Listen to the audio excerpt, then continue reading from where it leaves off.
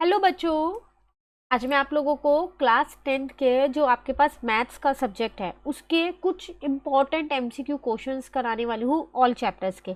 जैसे कि आप लोगों को पता है कि पेपर का पैटर्न तो आपको पता ही चल गया होगा ना। सीबीएसई ने अपना सैम्पल पेपर इशू कर दिया, प्लस डीओई का भी प्रैक्टिस पेपर आ चुका है। तो आपको पता है कि अब आपके पास उसमें एमसीक्यू क्वेश्चंस भी आएंगे। तो क्वेश्चन 1 to 20 आपके पास एमसीक्यू होंगे, जिसमें सारे चैप्टर्स इंक्लूड होंगे। असर्शन और रीजनिंग के क्वेश्चंस भी उसी के अंदर हैं। तो आज हम वही 1 to 20 क्वेश्चंस की प्रैक्टिस करने वाले हैं। देखो, जितने ज़्यादा क्वेश्चंस की आप प्रैक्टिस करोगे उतना ज़्यादा आपका कंसेप्ट क्लियर होगा और आपको पता चलेगा कि क्वेश्चंस की लैंग्वेज क्या होती है जब वो एग्जाम में आएंगे। नॉर्मली एमसीक्यू क्वेश्चंस में ही हम लोग कंफ्यूज होते हैं। जो पूरे सॉल्व करने वाले होते हैं वो तो फटाफट से सॉल्व हो जाते हैं, है ना। तो चलो इसकी प्रैक्टिस करते हैं। क्वेश्चन को स्टार्ट करने से पहले मैं आप लोगों को एक चीज़ बताना चाहूँगी। जैसे कि आपको यहाँ पर एक बुक दिख रही होगी ओसवाल गुरुकुल की 36 सैम्पल क्वेश्चन पेपर की ये बुक है, स्पेशली क्लास 10th के लिए। ऑल सब्जेक्ट्स कंबाइंड है इसमें, इंग्लिश, हिंदी, मैथ, साइंस और एसएसटी। तो आज के जो कुछ क्वेश्चंस मैंने ले रखे हैं वो इसी बुक से ले रखे हैं। काफ़ी अच्छी बुक है ये आपके पास। इसमें आपको क्या मिलेगा वो जान लेते हैं जल्दी से। देखो, सबसे पहली बात तो ये लेटेस्ट बोर्ड सिलेबस के अकॉर्डिंग है। जो बोर्ड में जैसा सिलेबस आएगा, जैसा पेपर का पैटर्न होगा उसी पे ही है। इसके अंदर सारे सॉल्यूशंस आपको मिलेंगे। ऐसा नहीं है अनसॉल्व है, कुछ पेपर्स आपको अनसॉल्व मिलेंगे बट ज़्यादातर पेपर्स आपको सॉल्व मिलेंगे। और न्यू सैम्पल पेपर जो आपका भी सीबीएसई ने रिलीज़ किया है सितंबर में, वो भी इसमें अंदर फुल्ली सॉल्व है। क्लियर। एक बार जल्दी से कंटेंट दिखा दूँ। जैसे आप देख रहे हैं यहाँ पर इंग्लिश है, तो एक सैम्पल क्वेश्चन पेपर जो ये स्टार्टिंग वाला है ना, ये वही है जो सीबीएसई ने दिया है। ठीक है। बाकी 4 पेपर्स आपको सॉल्व दिए हैं और एक पेपर आपको अनसॉल्व दिया है इंग्लिश का। सेम ऐसे आपको यहाँ पर हिंदी का मिलेगा, हिंदी ए और हिंदी बी। और सेम ऐसे आपको यहाँ मैथ्स मिलेगा। मैथ्स में जो सॉल्व पेपर्स हैं वो ज़्यादा हैं, एक अनसॉल्व है और ये सीबीएसई वाला है। क्लियर है। ऐसे यहाँ पर साइंस और एसएसटी। तो टोटल मिला के आप देख रहे हैं आपको एक ही बुक में 36 सैम्पल पेपर्स मिल गए हैं ऑल सब्जेक्ट्स के। और क्या चाहिए, अलग अलग बुक्स खरीदने की ज़रूरत ही नहीं है। सिर्फ एक बुक खरीदो और ये 36 सैम्पल पेपर्स अच्छे से कर लो तो सारे सब्जेक्ट की प्रिपरेशन हो जाएगी। इसी के साथ साथ अगर मैं यहाँ आपको एक और चीज़ दिखाऊँ तो इंग्लिश की बात करूँ अगर मैं यहाँ पर, तो आपको ब्लू प्रिंट भी दे रखा है सैम्पल क्वेश्चन पेपर का। मतलब किस तरीके से पेपर आएगा, क्या क्या वेटेज है उनकी टॉपिक वाइज, वो सब देखो यहाँ पर आपको प्रॉपरली दे रखा है इंग्लिश का। ऐसे आपको हिंदी, मैथ, साइंस, एसएसटी सबका दे रखा है। मैथ्स की अगर हम अपनी बात करें यहाँ पर, तो देख लो ना, जैसे रियल नंबर, तो आपको चैप्टर्स के यहाँ पर मार्क्स दे रखे हैं कि 1 मार्क के जो क्वेश्चंस आएंगे वो कौन कौन से चैप्टर के आएंगे। तो इसमें आपको ईजिली पता चल पा रहा है ना कि 1 मार्क के क्वेश्चन इसी चैप्टर के आएंगे, तो आप उनके एमसीक्यू क्वेश्चंस की और अच्छे से प्रैक्टिस कर सकते हैं। 2 मार्क्स के कौन से चैप्टर के हैं, 3 मार्क्स के कौन से चैप्टर के हैं, वो सब भी आपको यहाँ पर दे रखा है। तो इससे एक चीज़ माइंड में सेट हो जाएगी कि हाँ, ये चैप्टर की वेटेज इतनी है तो मुझे इस चैप्टर को इसी अकॉर्डिंग प्रिपेयर करना है। ठीक है। तो ये भी काफ़ी अच्छी चीज़ है। इस बुक के अंदर सारे पेपर्स आपको सॉल्व दे रखे हैं, एक ही एक पेपर है हर सब्जेक्ट में जो अनसॉल्व है। तो इसकी बाय लिंक मैं आपको नीचे डिस्क्रिप्शन में दूंगी। काफ़ी अच्छी बुक है, क्वेश्चंस भी अच्छे हैं इसके अंदर, प्लस उनकी एक्सप्लेनेशन, डिटेल्ड एक्सप्लेनेशन है। तो बाय लिंक दे दूंगी मैं आपको नीचे डिस्क्रिप्शन में, आप वहाँ से देखिएगा ज़रूर। ठीक है। चलिए अब आ जाते हैं वापसी। जो क्वेश्चंस हम आज करने वाले हैं इसी बुक से लिए हुए कुछ क्वेश्चंस हैं हमारे पास, वो देखते हैं। तो आज ये 20 क्वेश्चंस कर लिए, तो एक तरीके से मैं ये कह सकती हूँ कि 20 मार्क्स तो पक्के हैं हमारे बोर्ड एग्जाम में। फिर आगे के और मार्क्स जो हैं, बचे हुए मार्क्स हैं, उनकी प्रिपरेशन करने वाले हैं हम। ठीक है ना। चलिए शुरू करते हैं। देखो, आपसे यहाँ कह रहे हैं what is the smallest composite number. सबसे छोटा कंपोजिट नंबर क्या होता है। पहली बात तो कंपोजिट नंबर वो होता है जो अपनी टेबल के अलावा औरों की टेबल में भी आता है। तो यहाँ देख के पता चल रहा है 1 2 3 ये तो किसी और की टेबल में नहीं आते, तो 4 मेरा सबसे छोटा कंपोजिट नंबर है। क्लियर। नेक्स्ट क्वेश्चन में आपसे यहाँ कह रहे हैं if the HCF of 2 number is 1 then the 2 numbers are called. अगर किन्हीं 2 नंबर्स का एचसीएफ 1 होता है तो उन्हें हम हमेशा कोप्राइम नंबर्स कहते हैं। ये कॉन्सेप्ट है चैप्टर नंबर 1 के ही, जो आपको याद रखने हैं। ठीक है। तो ये हो गया आपका कोप्राइम नंबर। चैप्टर नंबर 1 हमने एनसीईआरटी से कंप्लीट कर रखा है, तो आप वहाँ से कर लेना, प्लस उसे आरडी शर्मा से भी मैंने करवा रखा है, आप वहाँ से भी कर सकते हैं। ठीक है ना। इंपॉर्टेंट क्वेश्चंस भी कर रखे हैं हमने उस चैप्टर के। चलिए आते हैं क्वेश्चन नंबर 3 पे। If alpha and beta are the zeros of एक क्वाड्रेटिक पॉलिनोमियल दे रखा है, इसके जीरोज दे रखे हैं अल्फा और beta, then what will be the value of alpha plus beta. इसकी वैल्यू क्या होगी। तो देखो, alpha plus beta sum of zeros होता है माइनस बी अपॉन ए। तो अल्फा प्लस बीटा कितना हो जाएगा, माइनस बी की वैल्यू है 5 और ए की वैल्यू है 1, तो मैं कह सकती हूँ इसका आंसर -5 आ जाएगा। क्लियर। चलिए नेक्स्ट क्वेश्चन नंबर 4 पे आते हैं। फॉर व्हाट वैल्यू ऑफ के द सिस्टम ऑफ इक्वेशन, दो इक्वेशंस दे रखे हैं, हैज नो सॉल्यूशन। के की वैल्यू बतानी है और दो इक्वेशन है, इसके सॉल्यूशन कैसे, नो सॉल्यूशन है, मतलब पैरेलल लाइन का केस है ना। तो इसमें कंडीशन क्या होती है मेरे पास, सबसे पहली बात तो हम यहाँ कंडीशन लिख देते हैं। मैं डिटेल्ड एक्सप्लेनेशन आपको दे रही हूँ, बट ये 1 मार्क के क्वेश्चन है तो आप एग्जाम में शॉर्ट में भी कर सकते हैं। a1/a2 is equal to b1/b2 not equal to c1/c2, है ना। a1 की वैल्यू 1 है, a2 की 5 है, b1 की 2 है, b2 की k है। कंपेयर करें ना, क्रॉस मल्टीप्लाई, तो k इज इक्वल टू में कितना आ रहा है मेरे पास, यहाँ पर k की वैल्यू 10 आ रही है। तो ये रहा आपके पास आंसर। क्लियर। चलिए आ जाते हैं क्वेश्चन नंबर 5 पे। यहाँ आपसे क्या कह रहे हैं, what is the nature of the roots of quadratic equation. एक क्वाड्रेटिक इक्वेशन दे रखी है, इसके नेचर ऑफ रूट्स बताने हैं। चैप्टर नंबर 4 का आपके पास ये क्वेश्चन है। तो नेचर ऑफ रूट्स हमेशा डी से पता चलता है, और डी होता क्या है, बी स्क्वायर माइनस का 4ac। ठीक है, ए की वैल्यू देखूँ तो यहाँ 4 है, बी की वैल्यू देखूँ तो -12 है, सी की वैल्यू देखूँ तो -9 है। ठीक है ना, चलो वैल्यूज पुट करते हैं। तो -12 का स्क्वायर हो जाएगा -4, ए की जगह 4 हो जाएगा, सी की जगह -9। तो -12 मतलब 144 हो जाएगा, माइनस माइनस प्लस हो गया, 4 4 जा 16 हो जाएगा, 16 इंटू 9 भी 144 ही होता है। तो ये हो गया 288। तो ये तो 0 से बड़ा है ना डी। तो जब 0 से बड़ा होता है तो रूट्स क्या होते हैं, रियल और क्या होते हैं आपके पास, डिस्टिंक्ट रूट होते हैं। तो इसका आंसर हो जाएगा A, real and distinct root. Clear. चलिए आते हैं क्वेश्चन नंबर 6 पे। If alpha and beta are the zeros of the polynomial such that alpha plus beta is equals to -6 and alpha into beta is equal to -4, then write the polynomial. आपको polynomial लिखना है। Polynomial लिखने का एक तरीका है x square bracket में alpha plus beta into x plus alpha into beta. सब चीज़ आपको क्वेश्चन में गिवन है, सिर्फ वैल्यूज को पुट करना है। तो ये आ जाएगा प्लस का 6x, ठीक है, और यहाँ आ जाएगा आपके पास माइनस का 4। देख लो कौन सा ऑप्शन है। तो देखा जाए तो यहाँ पर ऑप्शन बी आपका मैच हो रहा है। क्लियर। चलिए आते हैं क्वेश्चन नंबर 7 पे। For which value of p will the equation not be a quadratic equation. कह रहा है इसमें ऐसे p की कौन सी वैल्यू रखूं कि इक्वेशन क्वाड्रेटिक इक्वेशन नहीं रहेगी। तो ये क्वाड्रेटिक इक्वेशन तभी नहीं रहेगी जब इतनी टर्म जो है वो 0 हो जाएगी।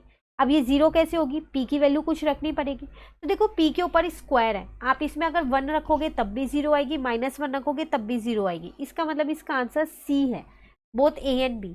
चाहे तो आप रख के देख लो। देखो -1 का स्क्वायर -1, तो 1 - 1, 0 को किसी से भी इंटू करोगे तो 0 ही तो आ रहा है ना।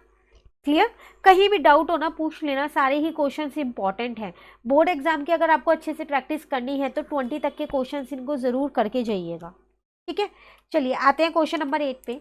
If the value of cos a is equals to 4/5, trigonometry का क्वेश्चन है आपके पास, then what will be the value of 10a। अच्छा, आपको cos a की वैल्यू दे रखी है यहाँ पर, वो है 4/5।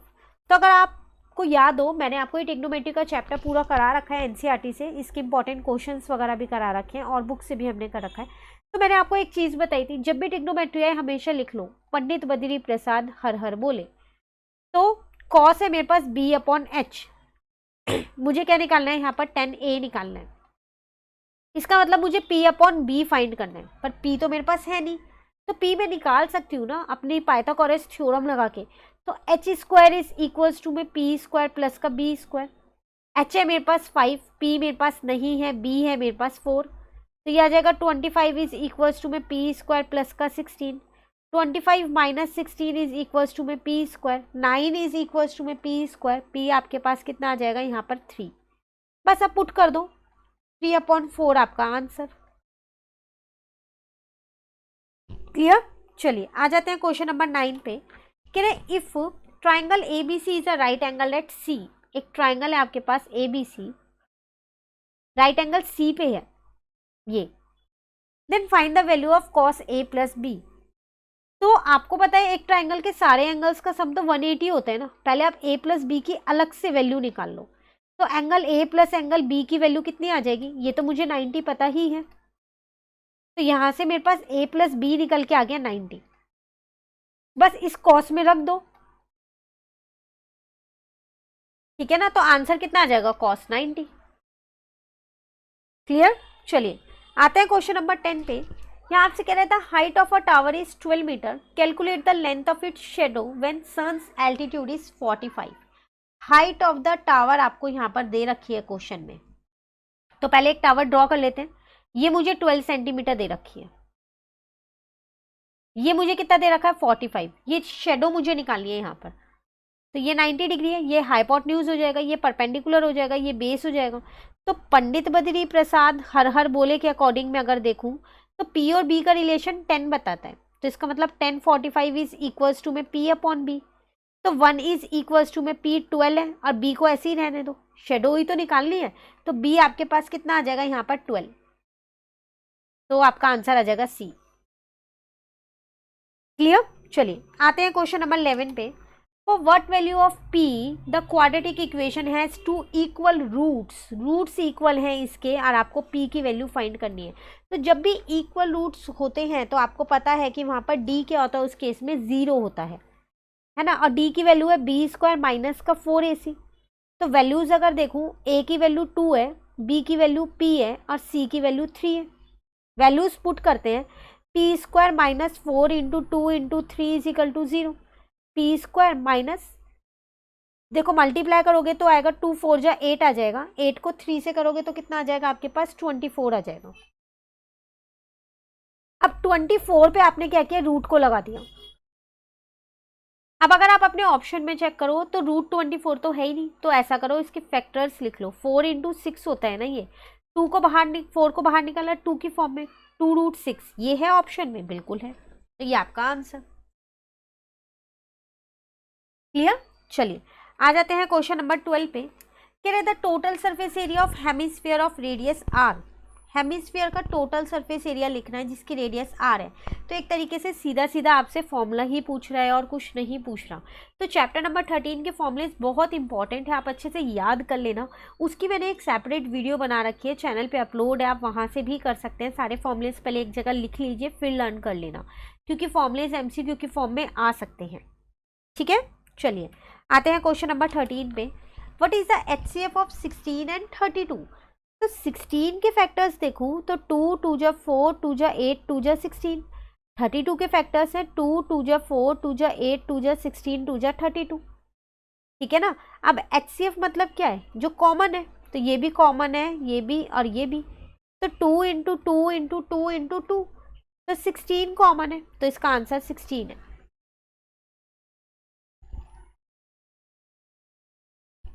क्लियर? चलिए आते हैं क्वेश्चन नंबर 14 पे। कह the length of a tangent from a point A at a distance of 5 centimetre from the centre of the circle is 4 centimetre. What will be the diameter of the circle?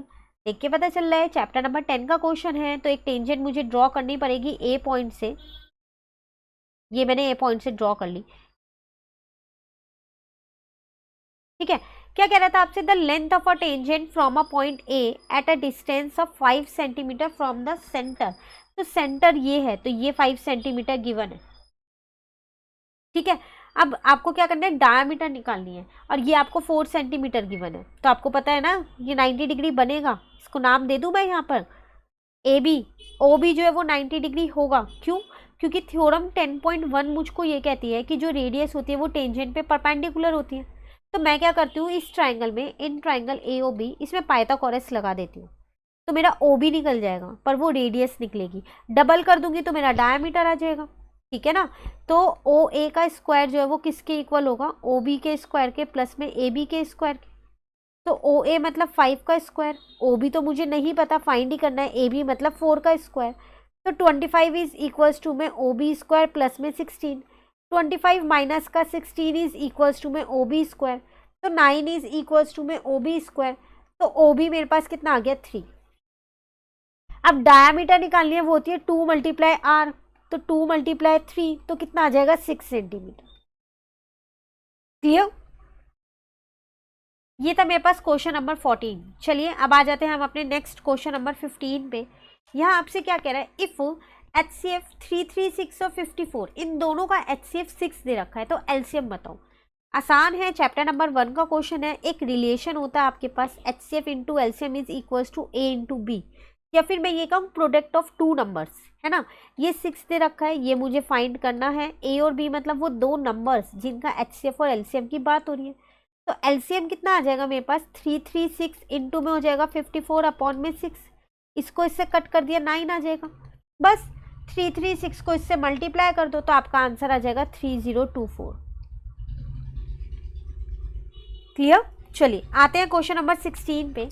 Find the value of k if the sum of the zeros of quadratic polynomial is half of their product. कह रहा है k की value find करो अगर जो सम of zeros है वो product of zeros के हाफ है। इसका मतलब अल्फा प्लस बीटा जो है वो हाफ है अल्फा इंटू बीटा के। अल्फा प्लस बीटा होता है माइनस बी अपॉन ए और अल्फा इंटू बीटा होता है सी अपॉन ए से एक कट गया। अब बी की वैल्यू अगर मैं यहाँ पर देखूँ तो वो मेरे पास है माइनस, ब्रैकेट में यहाँ पर है एक और माइनस है यहाँ पर, वो है k प्लस 6, ठीक है, इंटू में हाफ ऐसी है और c की वैल्यू है 2, ब्रैकेट में 2k प्लस का 1। इस 2 से इस 2 को भी काट दिया, इस माइनस से इस माइनस को काट दिया, k plus 6 is equals to में 2k प्लस का 1। तो 2k माइनस का k इज इक्वल्स टू में 6 माइनस 1, k की वैल्यू आ गई मेरे पास 5। जो क्वेश्चन में दिया था ना सिर्फ उसी को मैंने लिख लिया फटाफट से कि सम ऑफ जीरोस जो है वो प्रोडक्ट ऑफ जीरोस का हाफ है। उसके बाद तो सिर्फ फॉर्मूला लगाया और कुछ नहीं किया, ठीक है। चलिए आते हैं क्वेश्चन नंबर 17 पे। कह रहे to concentric circle form a ring. Concentric circle वो सर्कल्स होते हैं जिनका सेंटर सेम होता है। वो क्या कर रहे हैं, एक रिंग बना रहे हैं। The inner and outer circumference दोनों की दे रखी है। Find the width of the ring. तो अगर मैं एक बार बना दूं यहाँ पर फिगर, मुझे विड्थ ये फाइंड करनी है रिंग की, तो दोनों की सर्कमफेरेंस से पहले मैं दोनों के आर फाइंड कर सकती हूँ, है ना। तो देखो अंदर वाले का छोटा आर लिया, 2 पाई आर इज इक्वल्स टू में 52/7, ठीक है ना यहाँ तक। तो 2 इंटू में 22/7 इंटू में आर, और इसको लिख सकते हैं 352। अब यहाँ से आप आर निकाल सकते हो, है ना। तो अगर हम यहाँ पर देखें तो आर को यहीं छोड़ दो, 352 इंटू 7 और नीचे लिख दो 2 इंटू में 22। अब जो जिससे कट हो रहा है आप उसको इससे कट कर सकते हो ना आसानी से। तो अगर अच्छा नीचे इसके 7 भी है तो एक 7 तो यहाँ आ गया, लो 7 से 7 तो ऐसे ही कट गया ना फिर, तो ये आ गया 352 और नीचे आ गया आपके पास 44। सॉल्व करोगे तो 8 मीटर, छोटे वाला आर। ऐसे बड़े वाला आर निकाल लेते हैं तो 2 पाई आर इज इक्वल्स टू में 75 3/7। तो 2 इंटू में 22/7 इंटू में आर, और यहाँ पर जब आप इंटू करोगे तो 528 अपॉन 7, 7 से 7 कट गया, तो आर कितना आ जाएगा 528 अपॉन में 44। तो सॉल्व करोगे 12 मीटर आ गया। अब आपको विड्थ निकालनी है ना, तो वो कैसे निकलेगी अगर आप बड़े वाले में से छोटे वाले को माइनस कर दो तो आ जाएगा ना। तो आर माइनस आर, इसका मतलब 12 माइनस का 8, तो आंसर आ जाएगा 4 मीटर। क्लियर। ये था आपके पास क्वेश्चन नंबर 17। चलिए आते हैं क्वेश्चन नंबर 18। तो कौन से चैप्टर का ये आपके पास क्वेश्चन देखें तो 13th चैप्टर का है ना। कह रहा है a toy is in the form of a cone mounted on a hemisphere of common base radius.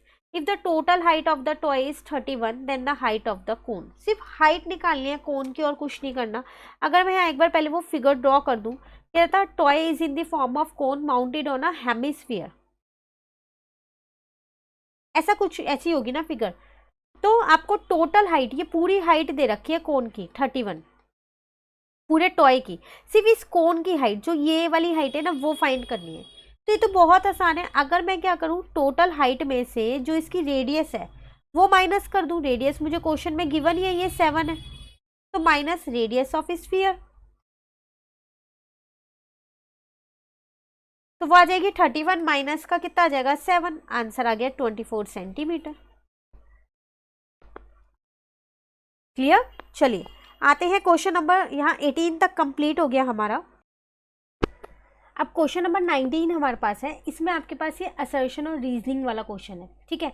करना क्या है, देखो आपसे कह रहे हैं जो 19 और 20 दो ही क्वेश्चंस रह गए, फिर हमारा जो एमसीक्यू वाले क्वेश्चंस होते हैं वो कंप्लीट हो जाएंगे, उसके बाद केस स्टडी के क्वेश्चंस आएंगे, है ना। तो इसमें कह रहे हैं 19 और 20th क्वेश्चन में ना आपके पास असर्शन और रीजनिंग के क्वेश्चन है, जिसमें आपको 4 ऑप्शन दिए होते हैं। फर्स्ट ऑप्शन आपके पास होता है कि असर्शन और रीज़न जो है दोनों ही ट्रू है, और जो रीज़न है वो असर्शन की करेक्ट एक्सप्लेनेशन है, ठीक है। जो बी वाला ऑप्शन होता है उसमें कहता है असर्शन और रीज़न है तो दोनों ट्रू, लेकिन जो रीज़न है ना वो असर्शन की करेक्ट एक्सप्लेनेशन नहीं है, ठीक है ना। सी वाले ऑप्शन में आपसे क्या कहता है, असर्शन ट्रू है पर रीज़न फॉल्स है, और डी वाले ऑप्शन में आपसे क्या कहता है, असर्शन ही फॉल्स है, रीज़न ट्रू है। क्लियर। चलो अब यहाँ पर असर्शन और रीज़न का जो क्वेश्चन 19 है वो देखते हैं। ऊपर सिर्फ आपको एक्सप्लेन कर रखा था कि कैसे असर्शन और रीज़न में कौन सा टिक लगाना है। अब यहाँ पर असर्शन आपसे क्या कह रहा है, ABC is an isosceles right triangle, right angle at C। Then यहाँ पर आपको कह रहा है ए स्क्वायर, ये आपके पास है ए स्क्वायर, ठीक है। इसको मैं एक बार दोबारा यहाँ पर लिख देती हूँ। तो इसमें आपसे क्या कह रहा है, जो AB का स्क्वायर है वो किसके बराबर है आपके पास, 3AC के स्क्वायर के। असर्शन आपसे ये कह रहा है। तो अगर मैं एक राइट एंगल ट्राइंगल बना लूँ जो मुझे कह रहा है कि सी पे राइट एंगल है, तो ए यहाँ होगा और बी यहाँ होगा। अगर हम इसमें अपनी पाइथागोरस थ्योरम लगाएं तो वो होगी A B square is equals to में ए सी स्क्वायर प्लस में बी सी स्क्वायर। अभी आइसोसेलेस ट्राइंगल है तो इसकी दो साइड्स इक्वल होंगी, इन दोनों को इक्वल मान लेते हैं, ये इक्वल है, ठीक है ना। तो ए बी स्क्वायर मेरा ऐसे ही रहने दो, ए सी स्क्वायर भी ऐसे ही रहने दो, और यहाँ पर बी सी की जगह ए सी ही लिख दिया, तो ये 2AC स्क्वायर आ रहा है। पर मेरे को असर्शन में बोले 3AC स्क्वायर आएगा, इसका मतलब असर्शन तो मेरा गलत है ना। तो जब असर्शन गलत है तो आप सीधा सीधा डी वाले ऑप्शन पे लगा सकते हैं, असर्शन इज फॉल्स। रीज़न देखने की ज़रूरत ही नहीं है ना, क्योंकि असर्शन इज फॉल्स का एक ही ऑप्शन है मेरे पास, ठीक है ना। चलिए अब अगर हम अपना 20th क्वेश्चन देखें, है वो भी असर्शन और रीज़न का ही। कह रहे the area enclosed by a कोड and a major arc is a major segment. तो पहले असर्शन चेक कर लेते हैं। हमसे कह रहा है एक सर्कल है, मान लो यहाँ पर ये मेरा कॉर्ड है। कह रहा है जो ये कॉर्ड और जो मेजर आर्क, ये वाली है जो मेरी मेजर आर्क है, ये पूरी ये ना मेजर आर्क, इनके बीच का जो ये एरिया है, क्या ये मेजर सेगमेंट होता है ना। तो यस, बिल्कुल ये मेजर सेगमेंट होता है, इसका मतलब असर्शन तो मेरा ठीक है। अब रीज़न चेक करते हैं कि सही है या गलत है, और अगर सही है तो क्या वो असर्शन की सही एक्सप्लेनेशन दे रहा है या नहीं दे रहा, ठीक है। रीज़न कह रहा है if a circle is divided into 3 equal arc, अगर मैं एक सर्कल को 3 इक्वल आर्क्स में डिवाइड कर दूं तो क्या सारी आर्क मेजर आर्क होंगी, नहीं, ये गलत है। क्यों, क्योंकि देखो अगर आप सर्कल को 2 पार्ट्स में डिवाइड करते हो तो चलो ये सेमी सर्कल्स हो गया दोनों, लेकिन आप उसे 3 पार्ट में डिवाइड कर दो। मान लो ये मैंने इसके 3 पार्ट ऐसे कर दिए, तो ये वाली मेरी मेजर आर्क होगी, पर ये दोनों तो फिर मेरी माइनर आर्क होंगी ना, तो सारी मेजर आर्क तो नहीं होंगी। अगर आप एक सर्कल को 3 पार्ट्स में 3 आर्क में डिवाइड कर रहे हो तो सारी जो भी आर्क है ना वो सेमी सर्कल से कम होगी। इसका मतलब आपका यहाँ पर रीजन जो है वो गलत है, ये सारी आर्क माइनर आर्क होंगी, मेजर आर्क कोई भी नहीं होगी इसमें से, है ना। तो असर्शन तो ठीक है पर रीजन गलत है, तो इसका आंसर आ जाएगा सी। क्लियर। तो इसी के साथ हमारे ये 20 क्वेश्चंस हो गए हैं। आज हमने क्वेश्चन नंबर 1 to 20 कर लिए। मोस्ट इंपॉर्टेंट क्वेश्चंस है, बिल्कुल अच्छे से कीजिएगा ताकि आपके 20 मार्क्स जो है वो कवर हो जाए। अब जो आगे के क्वेश्चंस है उसी हिसाब से हम करेंगे जो आपका पैटर्न है CBSE का, ताकि आपकी प्रिपरेशन अच्छे से हो जाए। कहीं भी डाउट हो कमेंट करके पूछ लेना। वीडियो अच्छी लगी तो लाइक ज़रूर करना और मेरे चैनल को सब्सक्राइब करना। Thank you.